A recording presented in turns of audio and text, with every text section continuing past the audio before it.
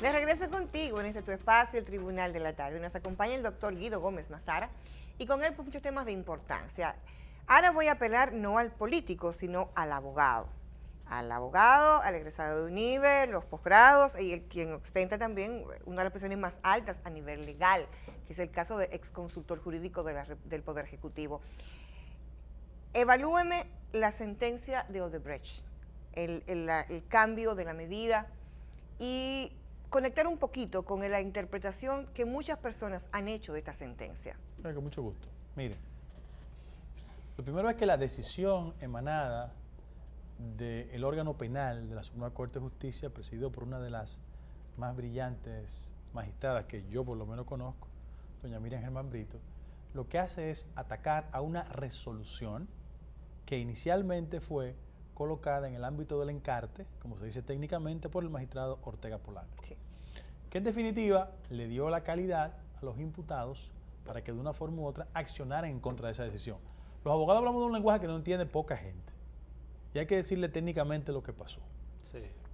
El Ministerio Público depositó un querellamiento contra ella, entendió que había elementos culposos dentro del proceso y lo que hizo fue que envió a prisión a esos ciudadanos.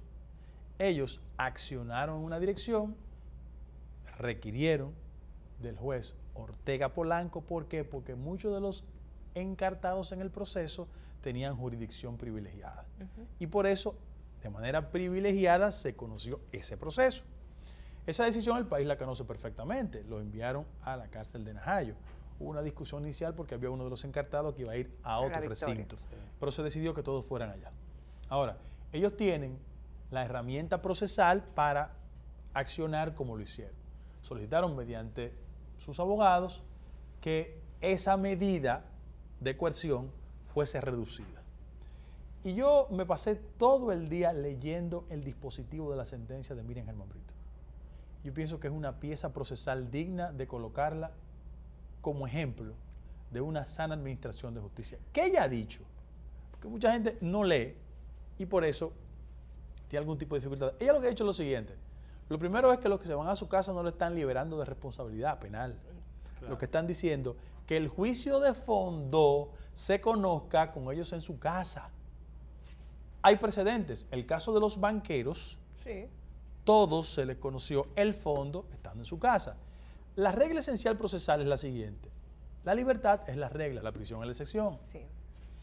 Claro, los que conocemos la técnica jurídica debemos reconocer que más allá de los tecnicismos hay una ciudadanía que tiene sed de justicia. Y una presión mediática también. Y ahí mismo entonces, como ciudadano y el que no tiene muchos conocimientos o pocos conocimientos jurídicos, ¿cómo leer la sentencia entonces con relación a los dos imputados que quedaron en prisión preventiva, Ángel Rondón y Víctor Díaz Rúa? El tribunal vio elementos. Yo creo que si el fundamento para mandarlos a su casa a unos no podía exceptuarse frente a otros. Por eso es que te le estoy preguntando. Perfectamente. Entonces, ¿cómo? Explícame eso. No, porque mira, técnicamente los que se quedaron en Najayo tienen arraigo. Exacto. Tienen arraigo. Porque el fundamento de liberarlo, esa medida de coerción, es la siguiente. ¿Van a escapar a un llamado de la justicia? No. ¿Tienen arraigo? Evidentemente. Entonces, cada vez que la justicia le llamó, ellos fueron y comparecieron. Yo quiero decir, honestamente... Incluso algunos hasta cooperaron. Sí, pero yo quiero decir honestamente lo siguiente. Es entendible que en segmentos importantes de la sociedad existe una especie de sed justiciera. Porque históricamente, siempre en este tipo de procesos, la ciudadanía entiende que cuando un infeliz comete un exceso, todo el peso de la ley le cae. Claro. Y quien tiene recursos y abogados buenos, diestros, siempre utilizan algún tipo de camino o un retorcimiento procesal para beneficiarse. Lo que yo quiero consignar es lo siguiente.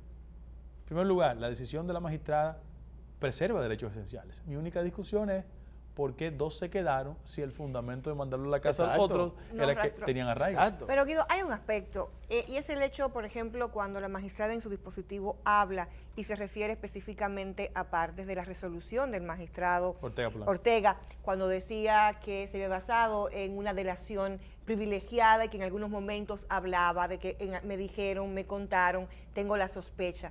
De una manera u otra bueno, vamos a decir que falló en ese aspecto porque no fue ni extrapetita ni ultrapetita, pero en este caso no hizo valoraciones de fondo de la correctísimamente, sentencia. estoy de acuerdo contigo.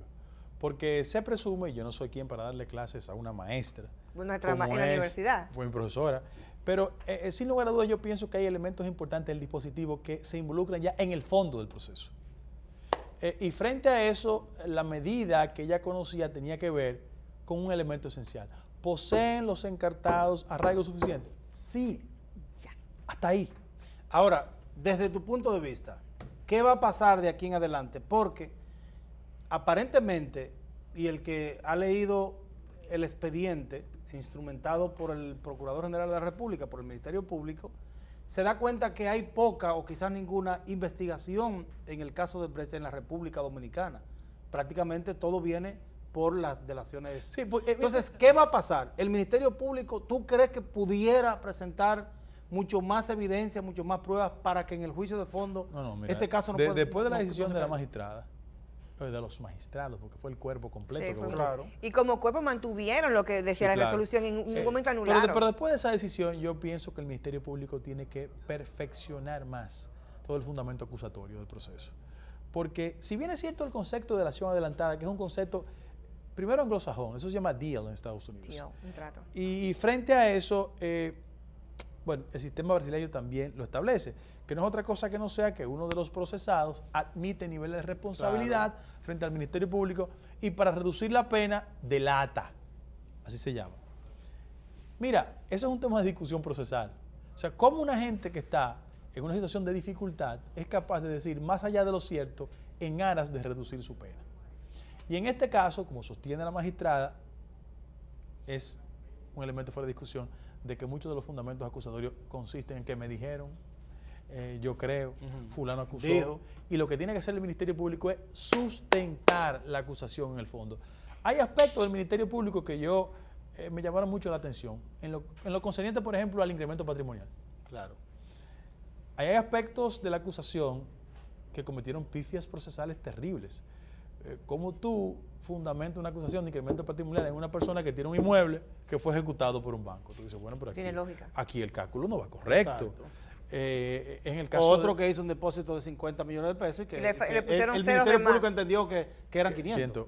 O sea, esas son fallas que desacreditan la acusación como tal. O el mismo caso del propio Andrés Bautista, Que no era en ya ese no era momento, a la senador cuando el sazón. Ministerio Público dice en una ocasión que sí, que él era No, senador. y peor aún, hay perención de algunos plazos. Porque hay casos que no estaban tipificados, por No, ejemplo, el de ca- soborno, no, pero vamos a suponer en el supuesto hecho que se hubiese Perfecto. cometido. No, y además calcula una gestión de presidencia de una de las cámaras entre el año 2002 y 2003.